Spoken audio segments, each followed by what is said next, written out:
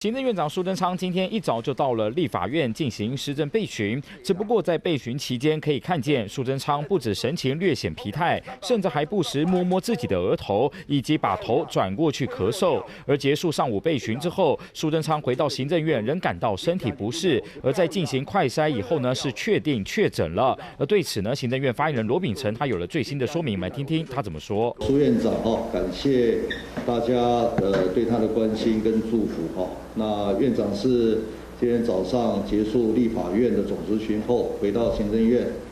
在办公室身体略感不适，那就进行快筛，快筛的结果是阳性，